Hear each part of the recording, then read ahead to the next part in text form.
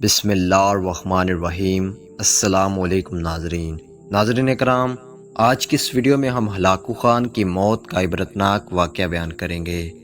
دنیا کا ظالم اور وحشی ترین انسان ہلاکو خان اپنے گھوڑے پہ بڑی شان و شوکت سے بیٹھا ہوا تھا۔ چاروں طرف اس کی افواج کی صفیں کھڑی تھیں۔ سب سے آگے ہلاکو خان کا گھوڑا تھا۔ ہلاکو خان کے سامنے قیدی مسلمانوں کی 3 صفیں کھڑی کی گئی تھی، جن کو آج ہلاکو خان نے اپنے حکم پر قتل ہوتے ہوئے دیکھنا تھا۔ پھر وہ ظالم بولا، ان کے سر قلم کر دو، اور جلاد نے لوگوں کے سر کاٹنے شروع کر دیے۔ پہلی صف میں ایک بے قصور غریب بوڑھا قیدی جو کہ اپنے گھر کا واحد کفیل تھا، وہ بھی کھڑا تھا۔ وہ موت کے ڈر کی وجہ سے دوسری صف میں چلا گیا۔ پہلی صف کا مکمل صفایا ہو گیا۔ ہلاکو خان کی نظروں نے اس بوڑھے کو دیکھ لیا تھا کہ وہ موت کے خوف سے اپنی پہلی صف چھوڑ کر دوسری صف میں چلا گیا تھا۔ ہلاکو خان گھوڑے پہ بیٹھا ہوا، ہاتھ میں طاقتور گرز لیے اچھال کر اس سے کھیل رہا تھا، اور مسلمانوں کے قتل کا منظر دیکھ کر اس کھیل سے خود کو خوش کر رہا تھا۔ جلادوں نے دوسری صف پہ تلوار کے وار کرنے شروع کر دیے۔ گردنیں ہوا میں اڑنے لگیں۔ جلاد تلوار چلا رہے تھے اور خون کے فوارے اچھل اچھل کر زمین پہ گر رہے تھے۔ اس بوڑھے بابا نے جب دیکھا کہ دوسری صف کے لوگوں کی گردنیں کٹ کر اس کی باری بہت جلد آنے والی ہے، تو وہ بھاگ کر تیسری صف میں کھڑا ہو گیا۔ ہلاکو خان کی نظریں بوڑھے پہ جمی ہوئی تھیں کہ اب تو تیسری صف آخری ہے، اس کے بعد یہ کہاں چھپنے کی کوشش کرے گا؟ اس بے وقوف بڈھے کو میری تلوار سے کون بچا سکتا ہے؟ میں نے لاکھوں انسان مار دیے، تو یہ کب تک بچے گا؟ تیسری صف پر جلادوں کی تلوار بجلی بن کر گر رہی تھی۔ ہلاکو خان کی نظریں مسلسل اس بوڑھے پہ تھیں کہ کیسے وہ بے چین ہو کر موت کی وجہ سے بے قرار ہے۔ تیسری صف کے انسانوں کی گردنیں گر رہی تھی۔ جلاد بجلی کی تیزی سے اس بوڑھے بابا کو پہنچا تو ہلاکو خان کی آواز گونجی، رک جاؤ، اس کو ابھی کچھ نہ کہو۔ بڈھے بتا، پہلی صف سے تو دوسری صف میں بھاگ آیا، جب وہ ختم ہوئی تو تیسری صف میں آ گیا۔ بڈھے اب بتا، پیچھے تو کوئی اور صف بھی نہیں، اب تو بھاگ کر کہاں جائے گا؟ اب تجھے مجھ سے کون بچائے گا؟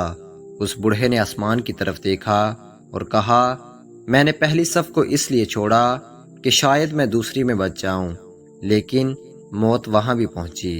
پھر میں نے دوسری صف کو چھوڑا کہ شاید تیسری میں بچ جاؤں۔ ہلاکو نے گرز کو ہاتھ میں اچھالتے ہوئے کہا، بڈھے یہ تیری کیسی خام خیالی ہے؟ یہ کیسی بہکی باتیں کر رہے ہو؟ بھلا تمہیں میری تلوار سے بھی کوئی بچا سکتا ہے؟ بوڑھے مسلمان نے زمین و آسمان کی ہر چیز کے مالک اس وحدہ لا شریک رب پر بے انتہا یقین کے ساتھ کہا، وہ اوپر والی ذات اگر چاہے تو کچھ بھی ہو سکتا ہے، اور اگر وہ چاہے تو مجھے تجھ سے بچا سکتا ہے۔ ہلاکو خان نے اتنے تکبر میں آ کر کہا کہ وہ کیسے بچا سکتا ہے؟ ہلاکو خان کے ہاتھ میں جو گرز تھا وہ نیچے گر پڑا۔ ہلاکو خان چابک دست، ہوشیار، جنگجو اور چالاک انسان تھا۔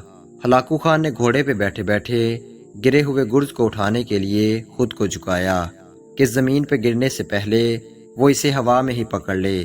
اسی کوشش میں ہلاکو خان کا ایک پاؤں رکاب سے نکلا اور وہ اپنے گھوڑے سے نیچے آ پڑا، جبکہ دوسرا پاؤں رکاب میں ہی پھنس کر رہ گیا۔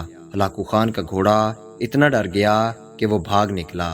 ہلاکو خان نے خود کو بچانے کی بڑی کوشش کی، لشکر بھی حرکت میں آ گیا، لیکن گھوڑا اتنا طاقتور تھا کہ کسی کے قابو میں نہ آیا۔ وہ ہلاکو کو پتھروں میں گھسیٹ گھسیٹ کر بھاگتا رہا، یہاں تک کہ ہلاکو خان کا سر پتھروں سے پٹک پٹک کر اس قدر لہو لہان ہو گیا تھا کہ اس کی روح چند ہی منٹوں میں اپنے اس تکبر بڑے وجود کو چھوڑ کر جہنم رسید ہونے والی تھی۔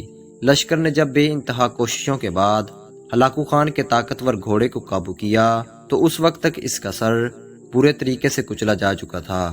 ہلاکو کا لشکر اس بوڑھے بزرگ سے اتنا خوفزدہ ہو گیا کہ لشکر نے اسے جان بوجھ کر نظر انداز کر دیا، اور وہ بابا بڑے آرام و سکون سے پیدل ہی اپنے گھر کی طرف چل پڑا۔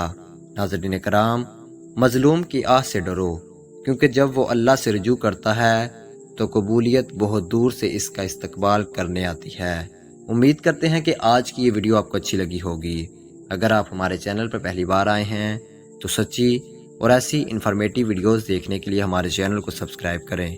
آپ کے پیار اور محبت کا بہت بہت شکریہ۔